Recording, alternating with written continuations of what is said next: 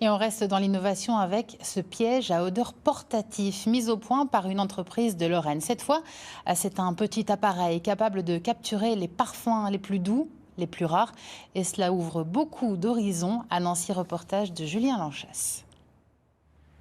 Derrière votre écran, vous ne pouvez malheureusement pas humer cette rose. Mais soyez-en certains, cette barongonella sent divinement bon. Grâce à cette nouvelle machine, un extracteur au CO2 portable, les fragrances de la fleur peuvent être miraculeusement capturées. On peut mettre une fleur, un fruit, des épices, on les met directement dans l'appareil, on branche notre bouteille de CO2, on utilise le CO2 parce que c'est un excellent solvant.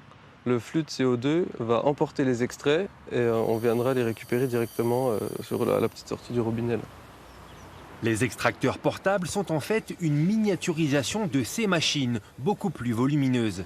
Les petits modèles sont notamment destinés aux sourceurs d'odeurs qui créent des fragrances pour les parfumeurs.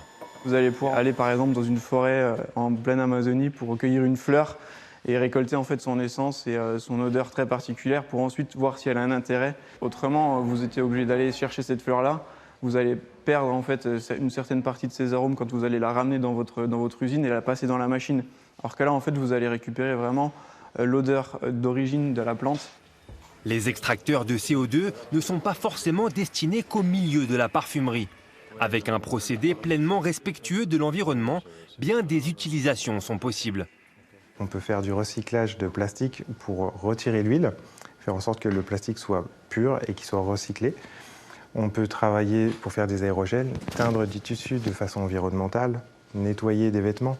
Mais on pourrait très bien l'utiliser aussi dans le restaurant d'un grand chef étoilé en utilisant de la crème afin de l'aromatiser d'une plante, d'un poivre.